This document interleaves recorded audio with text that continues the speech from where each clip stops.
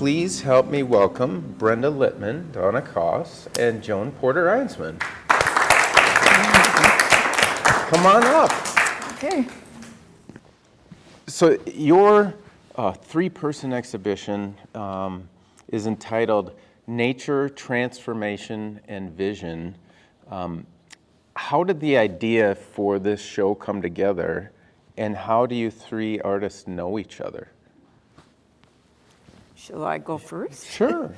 Well, I think it was Brenda's idea to propose a show, and we seem to be all, involved with nature. So that's where I will answer to. And I met Brenda when I went back to school when my kids were teenagers, and I got my BFA, and then I applied for my MFA and ended up in graduate school, and met Brenda at that time, and I met Donna through Brenda, who are both in the same studio building in Northeast. So we go back a ways. And you have something to add, Brenda? I think we just thought about our work, and our work does all reference nature, yet it comes out very differently. Mm-hmm. Very differently. It does. Well, I can't really add to that, but I think I have to tell you something about Brenda. I'm a newer artist, like about, I think, 2013. I retired, and I was telling Brenda at lunch, I said, someone from the Northeastern paper wanted my bio and my whatever, and I didn't know what they were, and they still, they had chosen 4 artists, and they published the picture, but they couldn't say much about me because I had nothing. Brenda made me write it on a napkin that very day. She helped me. That's fantastic. I tried to get out of it, but she grabbed a napkin and got me going. So, but I owe a lot to Brenda. I mean, I just really have enjoyed our relationship, and she helped me meet Joan, and so yeah, it's just been a lot of fun and everything. We see each other a lot in the building. Yes, we do. Yeah. Do you share a studio, or are they're just neighboring? No, not at all. Actually, we're not on the same floors. Oh, okay. Yeah. I'm on the second floor, she's on the first floor. But the California building is a very, and we have a coffee shop. Yeah. So, and right now we have a patio outside of the coffee shop. So we often meet out on the patio. Absolutely. The deck. It's a nice space. Yeah. And Joan, Yes. You keep your studio at home? I do now. I used to have a studio at downtown Minneapolis on Washington, North Washington. And right now it's that space is condos and very expensive property. I couldn't afford a bathroom now in that space. So anyway, but then I had that for 12 years, and then we moved to Bayfield, Wisconsin for 13 years. And I had an art gallery there, and also had my studio in an old sheep barn, which was great. It was lots of room, but then we moved back to Minneapolis, and Northeast was quite a ways from, we live in Bloomington, and so right now I am still working at home. Sure. So. You each have rather different approaches to the subject matter of nature. And you're using different mediums. There's a little bit of overlap, I think, but Joan, primarily mixed media, with I would say a painting emphasis. Is that fair to say? I think so, sure. Are you working in acrylic or oil? I work in mostly acrylic and ink. Okay. And whatever and sometimes a collage. Yeah. So I don't like to be limited to one medium. I have worked in just about all. My first degree was in art education, so I've done and taught and worked with just about every medium. So And medium-wise, when you say not being limited, some of them incorporate literal bits of nature, right? There are twigs Sure. and maple seeds collaged into some of your paintings. Right. How did that come about? I've always enjoyed collaging, and then it seemed there's always an abundance of different things that might be on the floor, or they might be on your patio, or outside, or finding things on the street. And so if it seems to want something, it's available, and it doesn't cost anything. So Yeah, that's always an advantage too. sure. So And Brenda, you're working primarily in oil? Oh, no. I used to work in oil at one time. Okay. But I work primarily in acrylic. Yes. And ink. And ink doesn't work well with oil. And although originally I started using acrylic because it was non-toxic and cleaning up and such worked better. But I like to use ink too, and sometimes I like to put in ink lines. I use acrylic ink, and so you can use acrylic ink with acrylic paint. And I can use it with a brush, I can use it with a pen. So I mainly work in acrylic and ink. I do have oils in the studio, and I've got a few pieces that I've done in oil. Yeah. Now, as far as the surface of the ground, there's work on canvas, but also on Duralar. I like working on Duralar. I also like working on paper, especially Reeves BFK. I haven't used it in quite a few years, but I love the feel of that.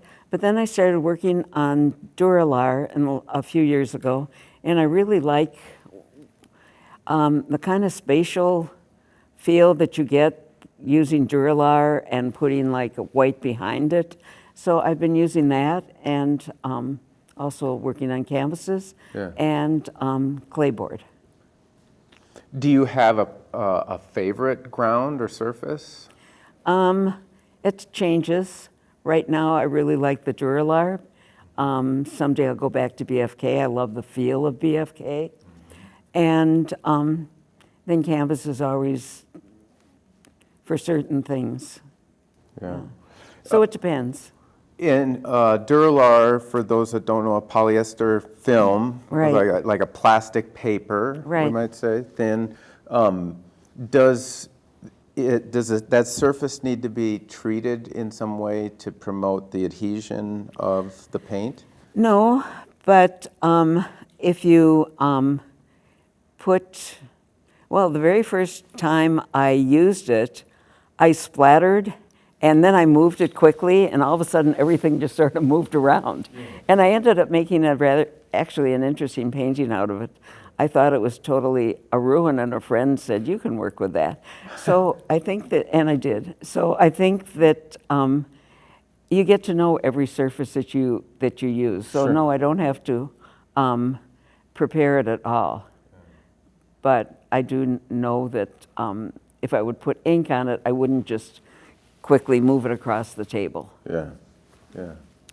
And Donna, can you speak to your medium? Well, right now I'm doing mostly oils.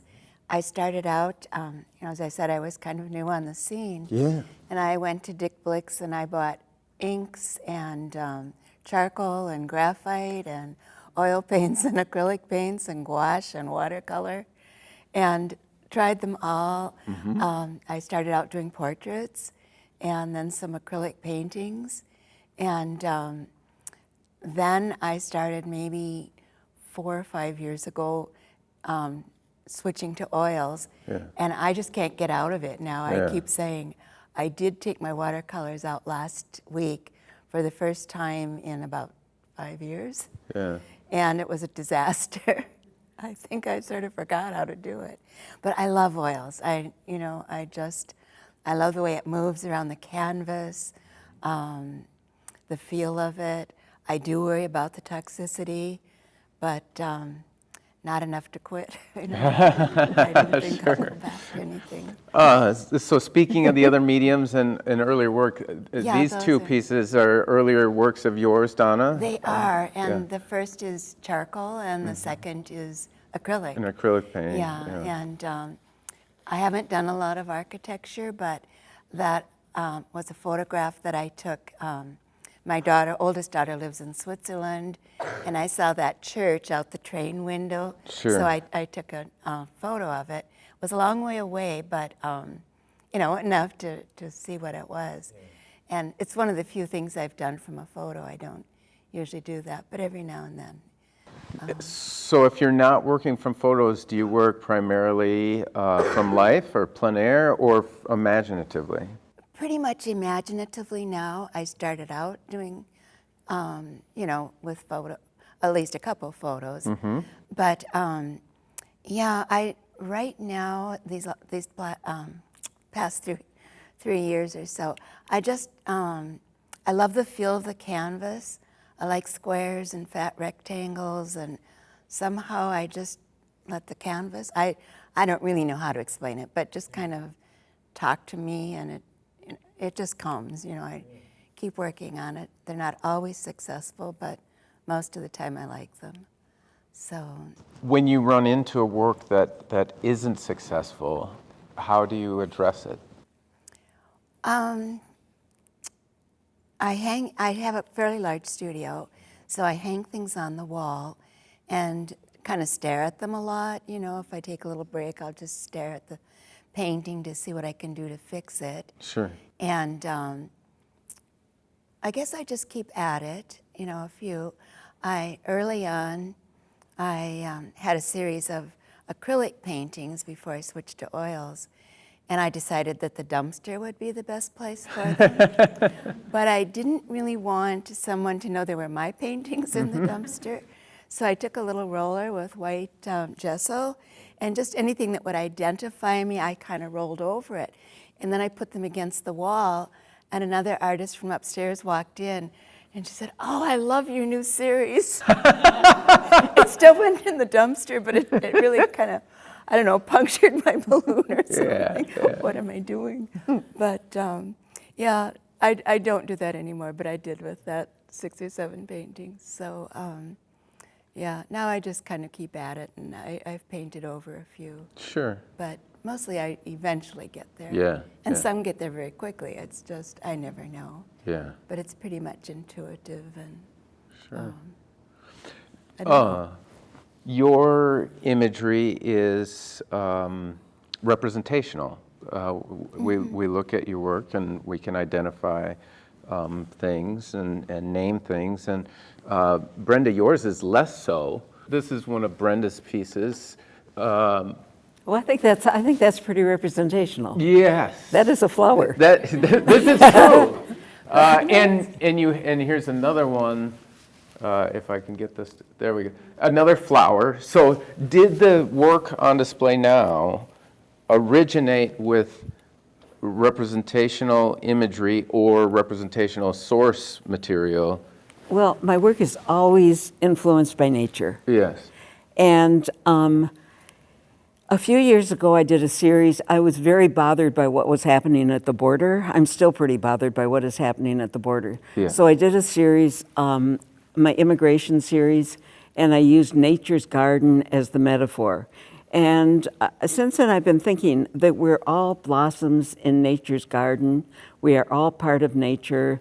And so I was thinking then whether we're citizens of this country or whether we're immigrants trying to make this our home, we are all blossoms in nature's garden. So the use of flowers has come into my work, and that actually is Mama Blooms. It's from the immigration series, but it is quite different than the other works that are in the immigration series. So my work always revolves around nature. At one time, I had a lot of paintings of the ocean because I love the ocean and it fascinates me, and I never have been able to thoroughly understand it, but it embodies most aspects of nature. It is soothing at times. It is intimidating at times. It can be frightening at times, but it's always mysterious. And nature is wonderful. Nature is something we have to nurture. We have to both cope with it. It surrounds us. It sometimes circumscribes our journey through life. And we have to protect it and take care of it. Nature is a major in all of our lives, in all of our existences. And so the emphasis on the flower is still part of nature. We are blossoms in nature's garden. Or if you're speaking religiously, in God's garden, it really is all is the same. Sure. But the works on display in this exhibition are abstracted to the point of not being able to, for the objective viewer, I think, ascribe a specific object, but they are very natural, and they do speak of, I think, the forces of water and that of flora and even maybe fauna. Did they originate by looking at a specific source, or were they purely imaginative?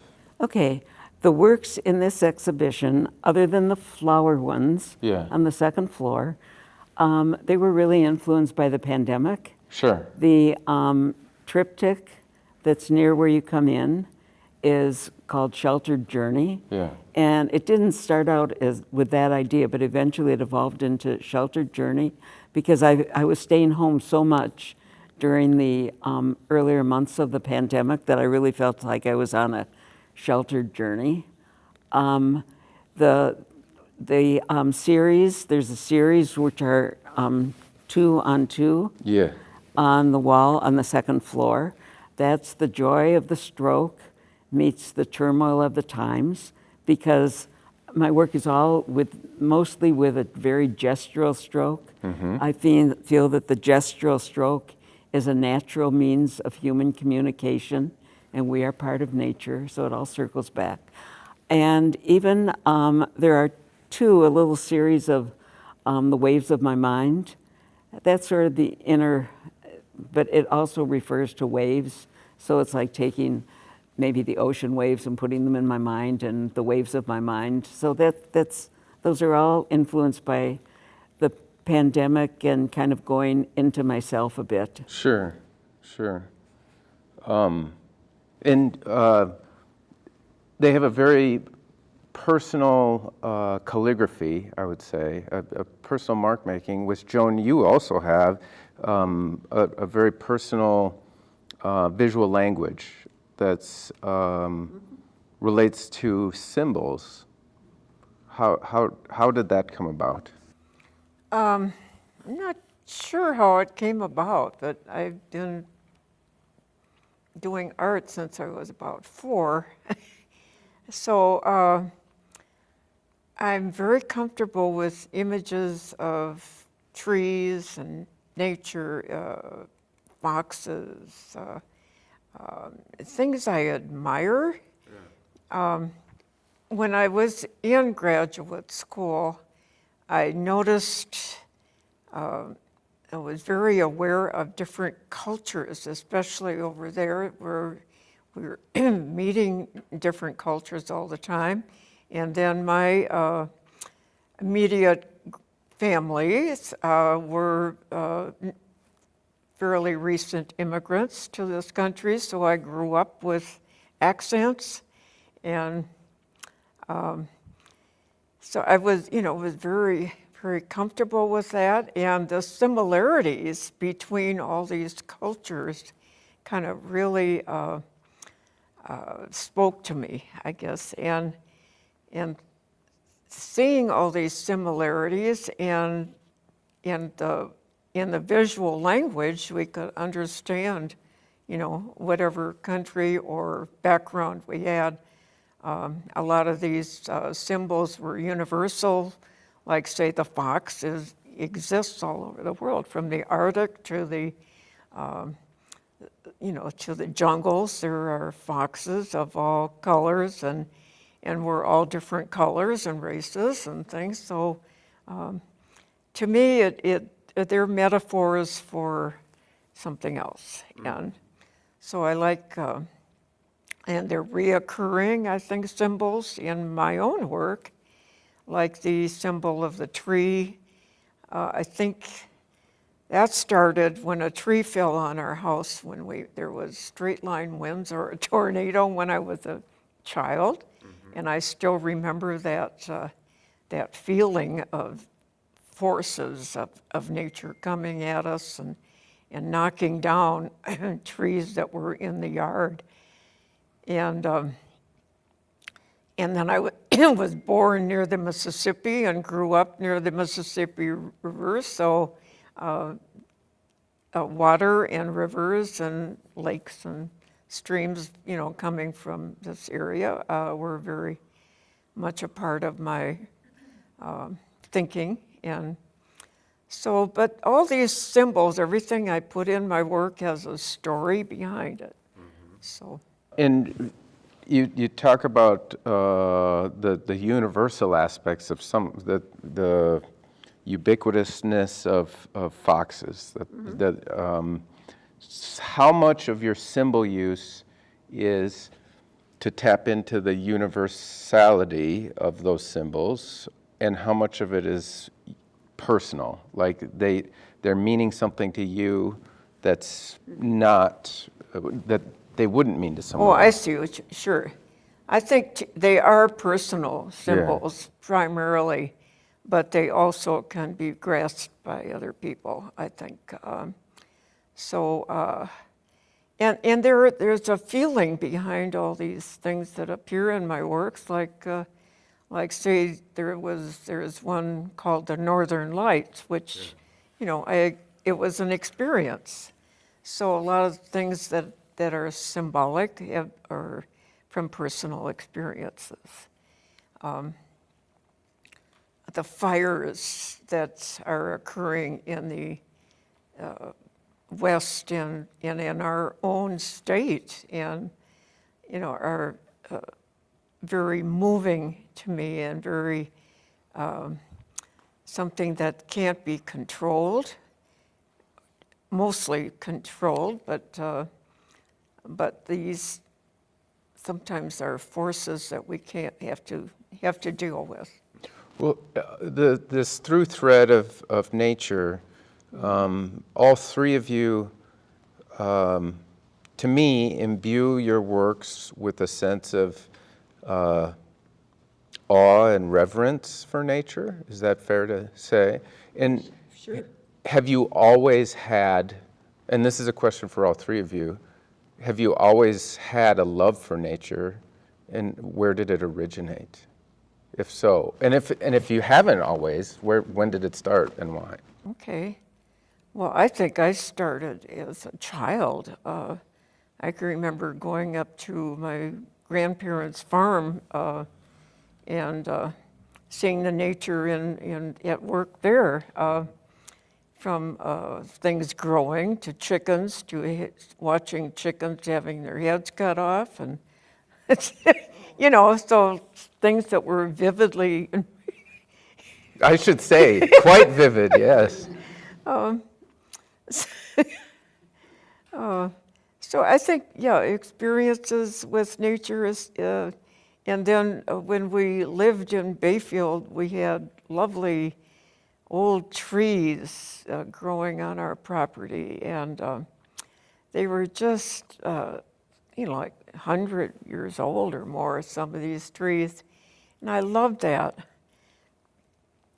But then some people moved there, and wanted to see where their best view of Lake Superior was, and cut down a lot of the trees. And I mean, these were not, it was just like they plowed through, and I could hear them. I could almost hear the trees crying in pain. So that was very moving, you know. That was.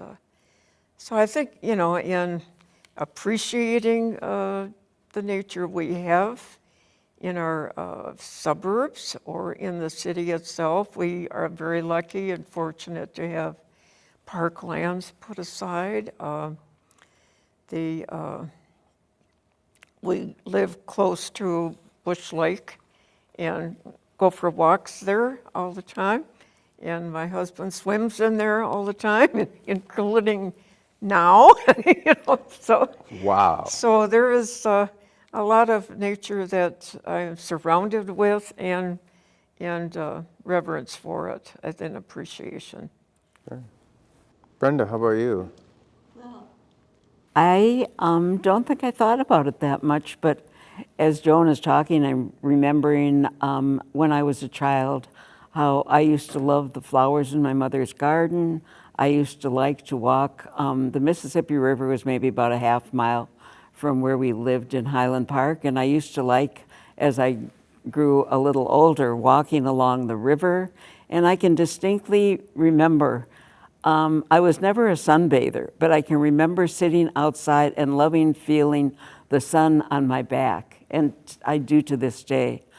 As an adult, we have gone, other than the last couple years, we have spent like about 10 days north of Fort Lauderdale at a little place that's by the ocean, and I just have been fascinated by the ocean, always fascinated. And also, we're so lucky to live in a state where we have northern Minnesota, and I love the North Shore, and I love the trees, I love the water.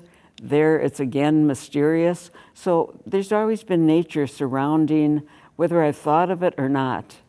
Like I never really thought about the flowers in my mother's garden until just tonight, and I loved looking at the various flowers in her garden. Interesting. So we are lucky to be surrounded by nature the way we are. Well, I guess as a child, I wanted to get up early. Every morning, 7 o'clock, I was out roaming, pretending I was in the jungle or something. I just loved to be outside, and we lived by Golden Valley when I was probably 5th or 6th grade, and near the golf course, I don't know if they're still there or not even, but there were these huge rocks, but they weren't real rocks. I discovered when I climbed up on top of them, they must have been like paper mache, because there was a hole and you could look down and see. But, you know, it was nature to me. I could pretend, and, Sure. you know. And as I grew older, of course, then camping and fishing, and I have grandsons who live in Montana, and that I didn't really camp much until then.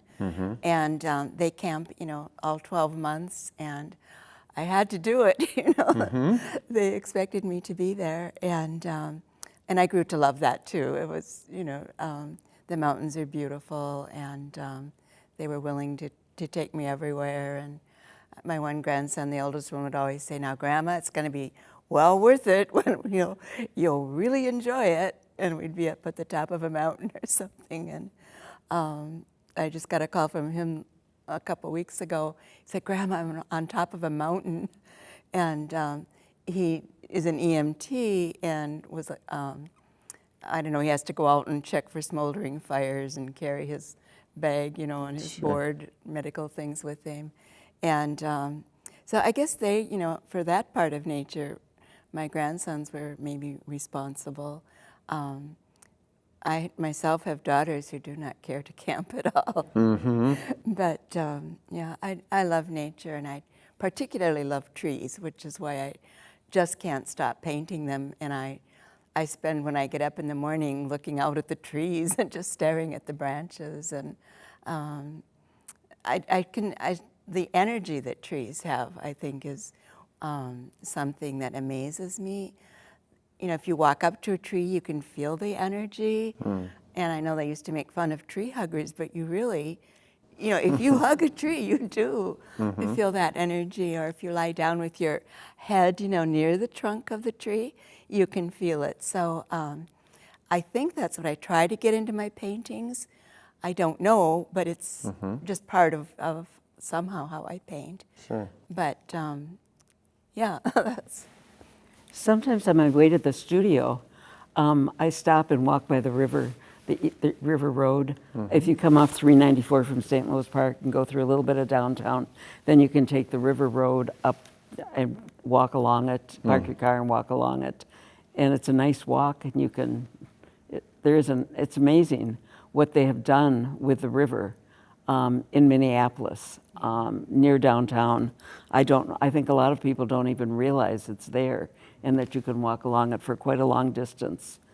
And there are even little bridges there. It's wonderful. We have so much with our lakes and the river and northern Minnesota, just right near us.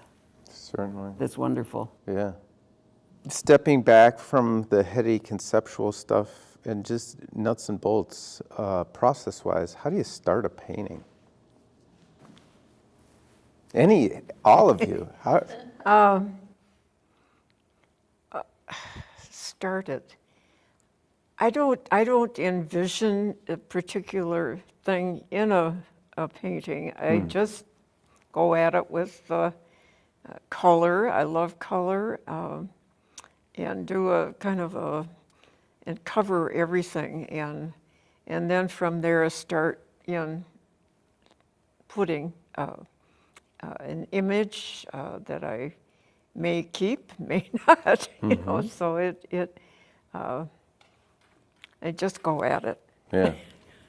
Intuitively, responsively. Oh, very much. Yeah, very intuitively, and it's a have to. It's not always. I'm always happier if I have worked or done something in art. So, Brenda. Well, if I'm thinking about a new series, lots of times I'll write ideas that I'm thinking about in my journal, and I might do a few little thumbnail sketches, but they're really just visual notes. And then when I start the series, I may look at them and I may not. Often I have trouble starting a painting. It's like the canvas can be quite intimidating. It's just white. Once I start it, then a dialogue occurs between me and the painting. And whatever ideas I started with may come to fruition, or it may take its own journey. And to me, painting is all about journey. That's our life's journey. That's another theme that recurs in my work, our journey through nature.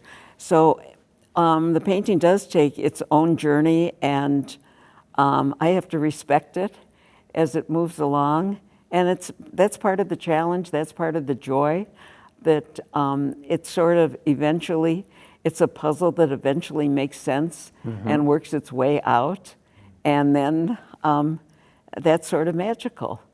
And so that's what keeps me interested, I think, is the challenge and the mystery and the puzzle and finally making sense of it all.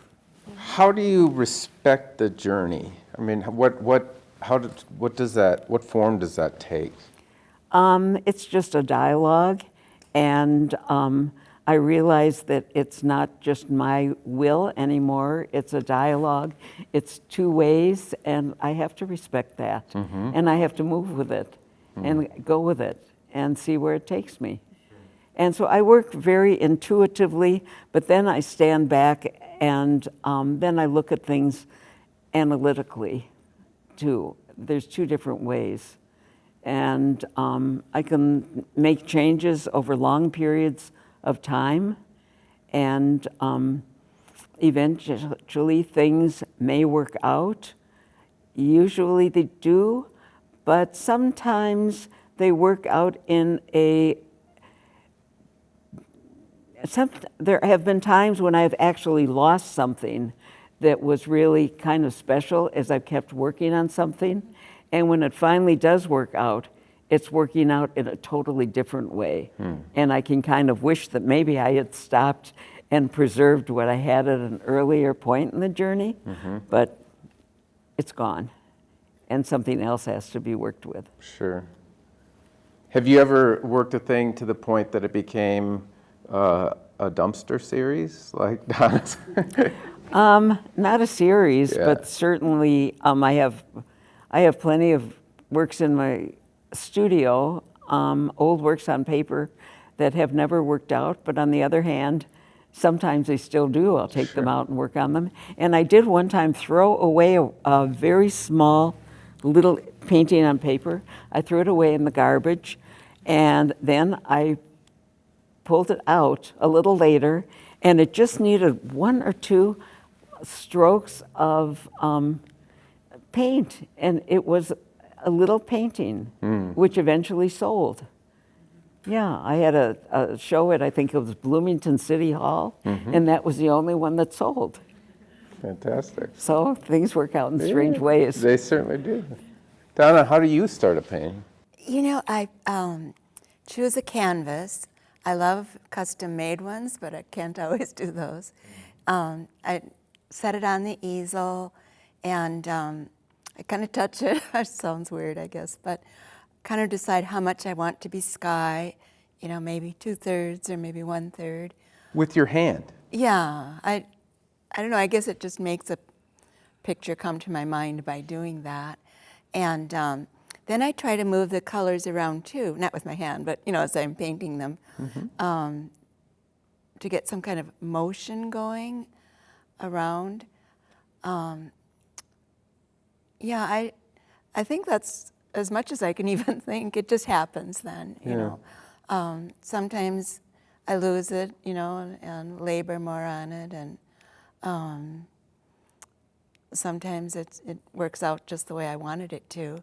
But I rarely have a plan before I, you know, start, other than just to decide the proportions of the sky or the land, or are the trees tall or short, or that sort of thing.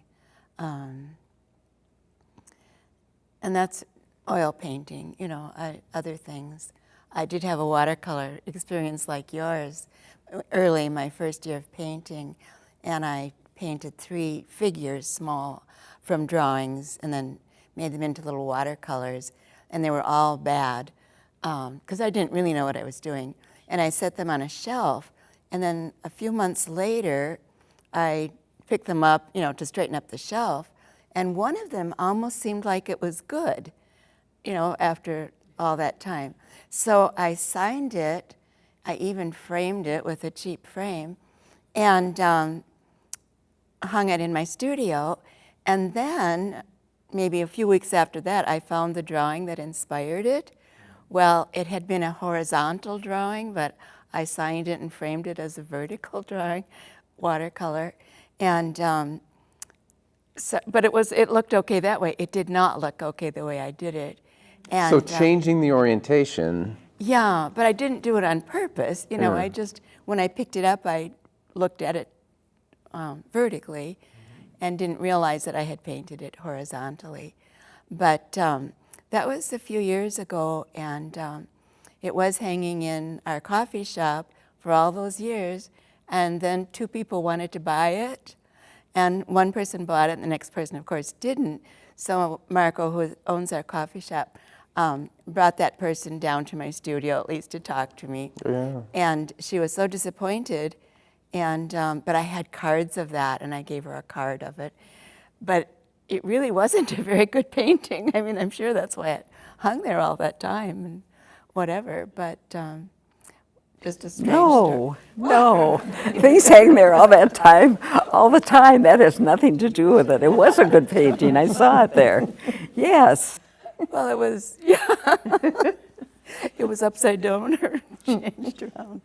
But yeah, you know, And I've done that too, occasionally. If I am painting a painting and then I turn it upside down, maybe because of that experience, I sometimes like it better and then go in a different direction. So Sure. it might have been a good lesson that I learned from that.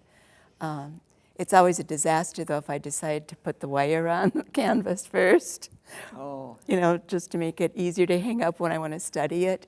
And then if I change my mind, you know, I have to take the wire off and do it again. But yeah, that was a lesson, now that I think about it. I had a horizontal series a few years ago, and it works on Duralar, and one of them insisted on being vertical. There were 4 of them, and eventually that one had to leave the series, and that became vertical. It was, yes, it got a different name apart from the series. Try as I might, painting it horizontal, it wouldn't work. It wanted to be vertical. And that's an instance where I had to respect it. What, and this is for the 3 of you, what, do you believe that an artist has a mission in society? I mean, what place does the artist have?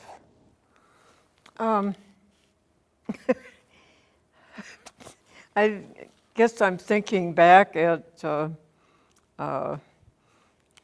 all the multiple discussion units I've been in and things on what is art, you know, and there's never any definition really, you know, that anybody's going to come up with that describes the whole experience. I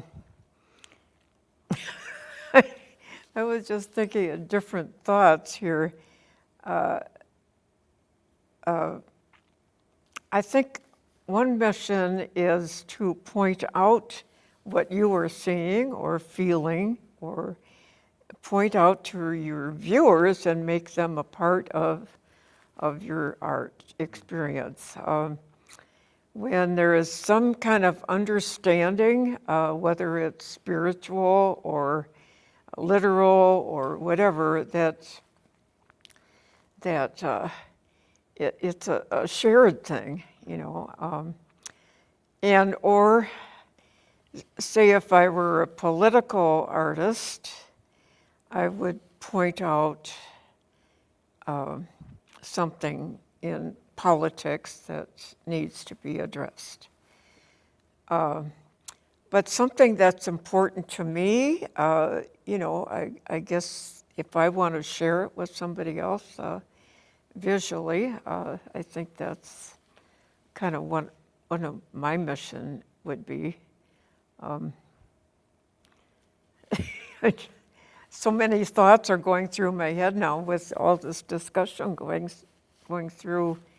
I just wanted to add that when a painting is, or a drawing or work of art is forced, it has a forced look. And if you kind of let it flow or do what it kind of wants to do, or, you know, or you can speak to it, and it's a much better work of art, in my opinion. So anyway, I'll hand that to you. I think the artist has a role in society. I think that maybe some artists have a mission. I don't feel I have a mission. I do feel that I create a world on my canvases, and I hope that that relates to other people. And I think that I expand my own thinking and my own horizons when I paint. And I think that when I view other people's works, it also expands my horizons. So I think both as an artist and as a viewer, you go from the world of just existence to a certain enrichment. Oops.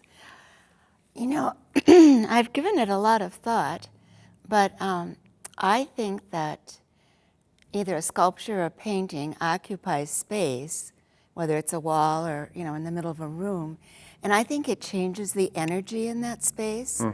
And if it makes it better if people want to be there because of that. I also believe that, well, murals with their political messages are important, but I just like the idea of the occupying space. And I was in Zurich when I first got this idea, and it was a sidewalk, but all along there was a wall, and it was like life-sized figures kind of moving in the direction I was moving. And that's when I thought, isn't that neat that I can walk down this rather ugly sidewalk, and it was an industrial area, and yet something was good about it with these life-size figures, which I'm this far away from. And I think that's where I first got the idea that I would want somehow my paintings, even if they're not great paintings, that maybe just hanging in that space, that they made a good feeling. So it's not very profound, but that's just about my only thoughts, I guess. Let's open it up to questions. Anyone have any questions? So all three of you have said how you talk beautifully about your relationship with nature and its power. And my question is, when you are in nature, do you sketch or write or take photographs or take something with you to then into the studio, or is it two separate experiences, so to speak? Are you asking all of us? Or? Yes, just open to. For me, it's really kind of two separate experiences. I love to photograph nature, but the photographs are not anything that I use when I paint. They're two separate things. I love nature, and I do like to capture it in photographs. And there, I'm capturing it literally, whereas on my paintings, they're really abstract references to it. I think before I actually started doing art again after so many years, that I took a lot of photos wherever I was, whether I was traveling in Europe or the States. And I said, someday I'm going to paint those, but I never did, and I've never looked at the photos. So they must be some inspiration, though, because I took hundreds saying I was going to paint them. And I do walk at the Nature Center most mornings in near where I live, and I take a lot of pictures. Well, at least one of them inspired a painting. It's not here, but yeah. So it works together.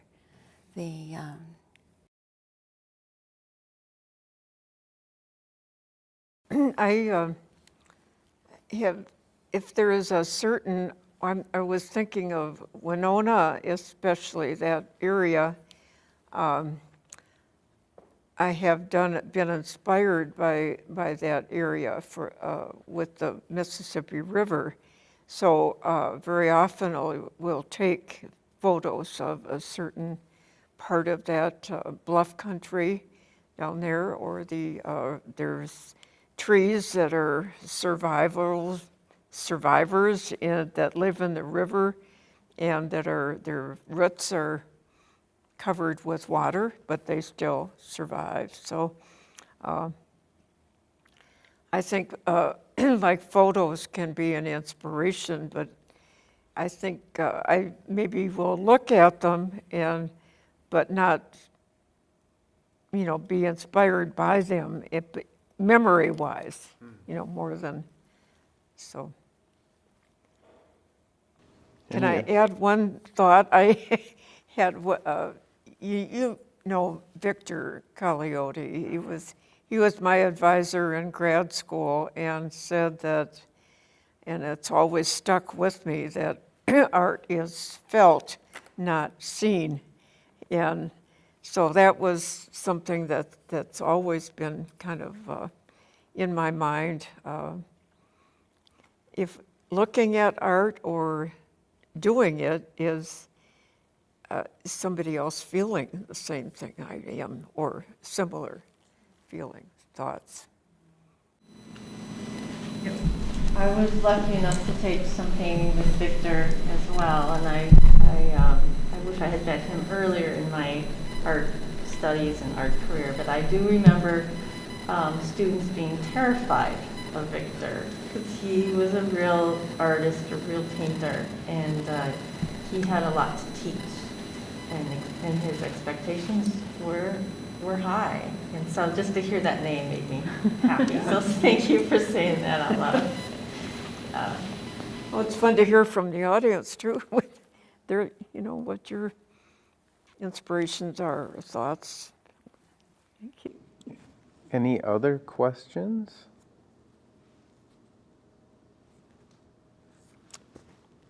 Joan, Brenda, Donna, thank you so much for sharing your work with us. It was a For pleasure. having us. Well, thank you.